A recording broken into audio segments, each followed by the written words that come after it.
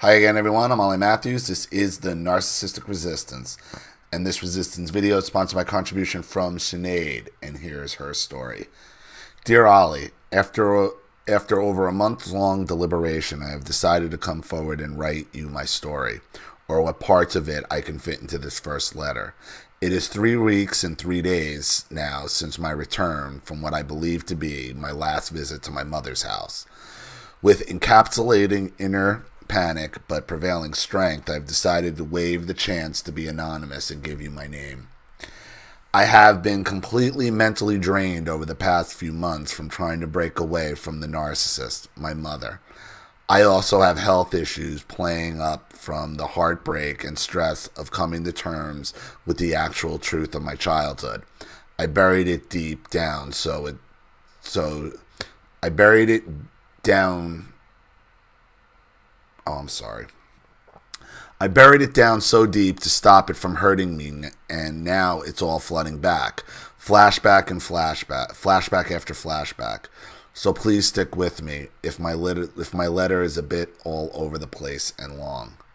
I'm Sinead. I'm 25 years old. I am Irish and grew up on a farm in rural Ireland for the first 11 years of my life. That farm was 2 miles from my dad's home place and 3 miles from my mother's home place. I am the middle child of 3 children in our family. I have one sister, a year and 7 months older than me, and one younger brother by a gap of 6 years. I live in Scotland with my wonderful boyfriend of 2 years.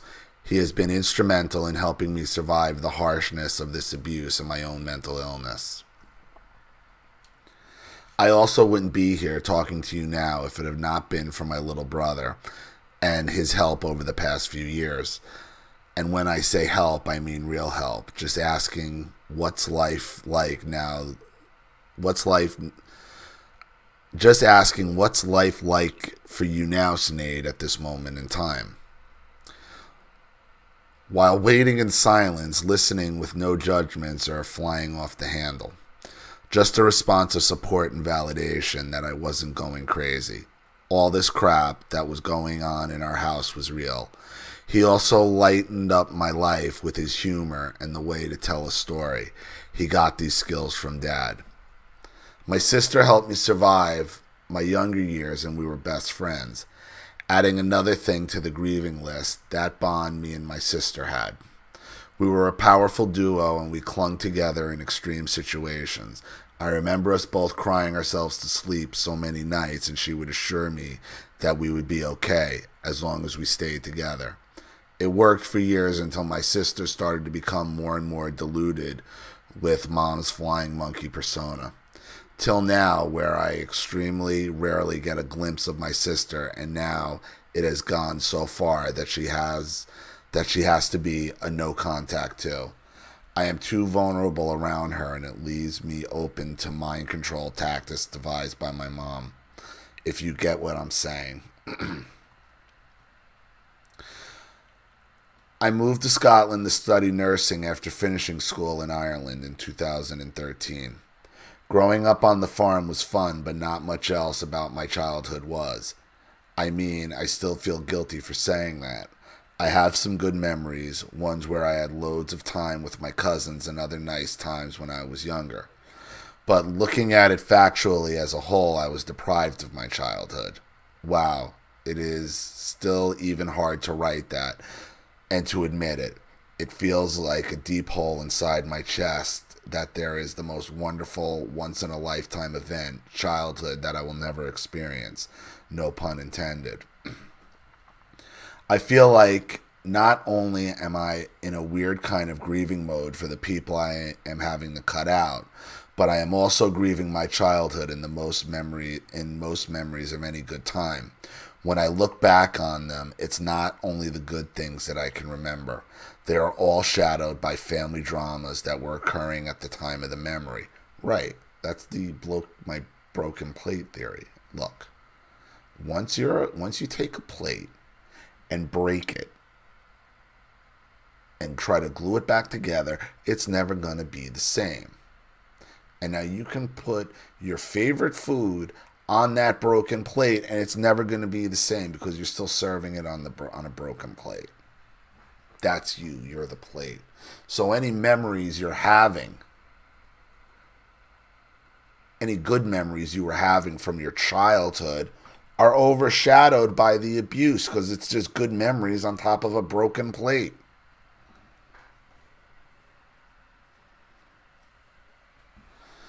My mother's side of the family were very active in spending time together, or more so conscripted into visiting my grandmother. If not, they would be her next target. When I was younger, my whole mother's side of the family would go visit my grandparents every Sunday. With the ingredients of their narcissistic mother, Irish sport being very popular on Sundays, and most of my family's thirst for a pint. Off we would go over the road to the pub. I remember getting jeered about this at school, that my family spent every Sunday getting drunk at the pub. This was found out because it was a small village and me and all my cousins would be given money for sweets by the adults, and we would all go to the shop and sit at the river. It went to the general tune of, if you're good and quiet and don't bother us, you can have money for sweets. Something that at least 15 of my first cousins know very well. There's 21 of us grandchildren in total. My mother is one of 8 children to my narcissistic grandmother and cohabitant grandfather. As you can imagine, growing up in this narcissistic environment sometimes felt like a feeding frenzy. My dad is the eldest child to his parents. He has a younger sister. He is an alcoholic since before my birth. We are really getting on well over the past 2 years. I will dedicate a later story to my dad. Both sides of my family were raised strictly Catholic. Well, that's not a shock in Ireland. That in itself will have to be another story, the amount of ridiculous rules, shame, and secrets we were raised with, but most repulsively how my maternal grandmother used this as a complete cover to narcissistically abuse my mom and her 7 siblings. I'm telling you some of my story, and we'll have more to follow as part of my recovery. Also, so that my family members will know that I am officially calling an end to this madness. Maybe they will understand that I have reached the point of no return with their shenanigans. If they won't make this entire thing stop, I must. And that's why I'm sending you this letter and speaking out. My mental health team have all advised that for my own sanity and chances of learning to manage my bipolar type 2, I must not engage with these people, including my past 2 psychologists and the family general practitioner in Ireland, who offered to write me a letter to help speed my return to Scotland and help me receive the right health care here in Scotland. This completely enraged my mom when I told her this about the family GP. She was so angry that I had let a person she holds in high regard in society see past the fake self and false image.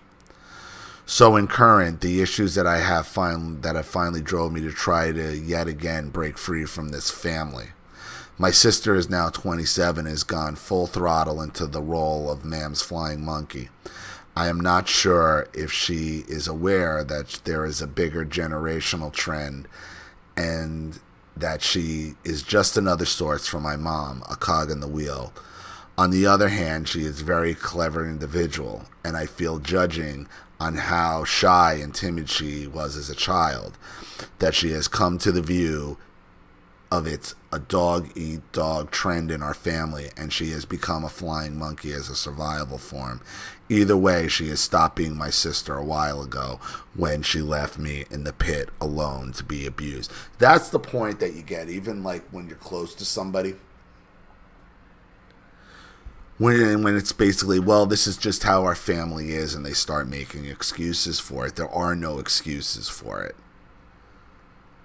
You know, if you're trying to wake your family up, you're not. You won't.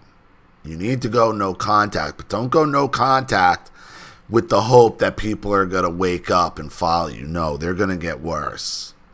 They're going to get worse out of fear of being exposed.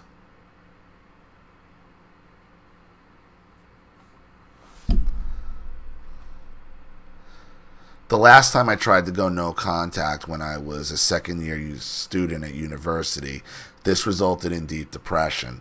To try to save myself from this, I went to the GP and started on a prescription of antidepressants. 2 weeks in and I attempted suicide and overdosed on these antidepressants. That was in 2015. While only in the past year I was having a disagreement with my mom about my moods and what prescriptions I should be taking. When I brought up my overdose, she rehashed that I was lying and that I told her it was a cocaine overdose at a party. I have no doubt this is what she has told some of her family members. So you almost OD on antipsychotics, and your mother tries to blame it on being cocaine. It sounds like something my family would do.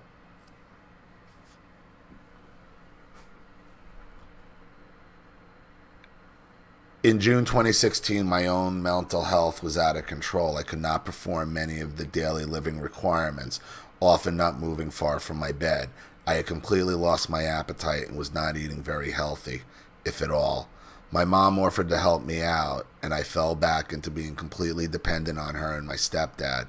I met my current boyfriend at my leaving party in Aberdeen in July 2017.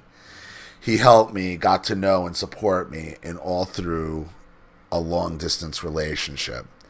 He helped me want to live again and imagine a future for myself. When I moved back to Ireland for treatment, Mom paid for me to go to a private psychiatrist, and this is when I received the diagnosis of bipolar.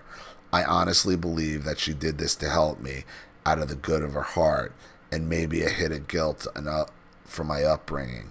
But then she was like, I got so far with the new meds and treatment on the road to recovery. I was planning to move back to Scotland to live with my boyfriend. This didn't go down well with my mom. She also attended all my doctor's appointments with me.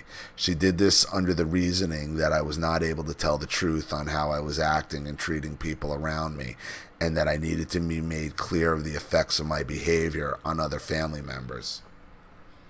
After spending from years of 16 until 23 asking Mom for help, not only not getting it, but being told that I was attention seeking and only have issues as the results of my dad's alcoholism. I moved back to Scotland in November 2016 and moved into my boyfriend's family home, who completely love and support me and make me feel like one of their own. I got a job and we saved money. We moved into our current home together in March 2017. Since becoming financially independent and trying to become more distant from my mom and hold boundaries, she has been hot on the scent. In July this year, we went on holiday with my mom, stepdad, brother, sister, my sister's boyfriend, my auntie, Mom's sister, her daughter, and my cousin, my mom's brother and his wife and their 2 children. I knew that at some stage I would be cornered by my mom and sister, and I was completely on edge. To my complete surprise, they did this in front of my boyfriend. As bad as the experience was, my mom storming off numerous times to go to bed, but then launching herself back into the room on a number of occasions when she thought of something to throw in my face or something she had thought of as a great comeback, and then leave again. You know how it is. Yep, that's how my mother was. Back and forth and back and forth, and then until you snap. And they keep up in the ante. They keep up in the ante. They keep up in the ante until you snap. And once you snap, then you're crazy. See, I'm wondering how many of what sounds like most of your mental health issues are attached to them.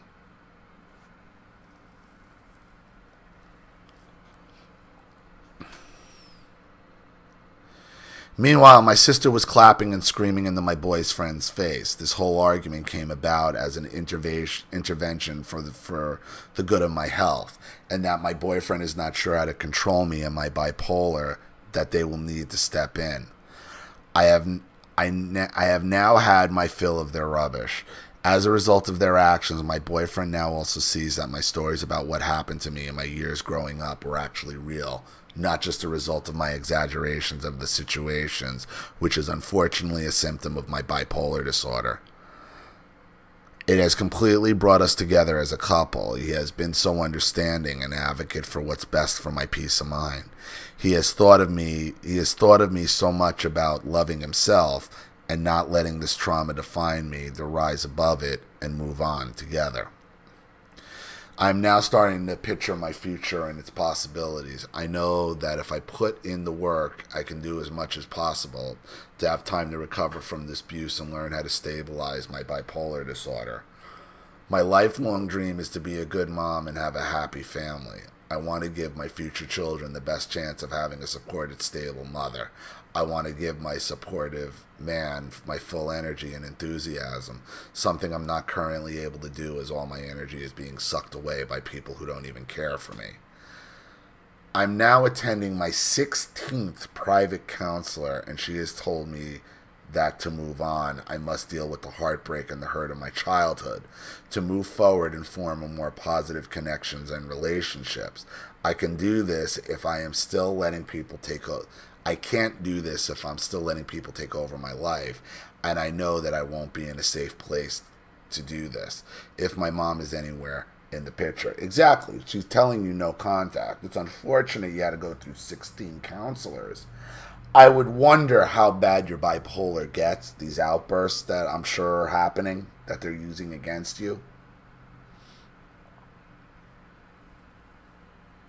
So you're not telling me anything of what went on of your abuse. You're talking about abuse that went on during your childhood, but you're not telling me anything that went on. All I'm getting from you is the after effects, and you're telling me you're bipolar, and it seems like you're having outbursts, and so I mean, it's hard to get into this too deep without any real specifics of what was going on in your childhood. I mean, it sounds to me like the severity of your bipolar is directly linked to your parents, to your mother. I mean, that's obvious.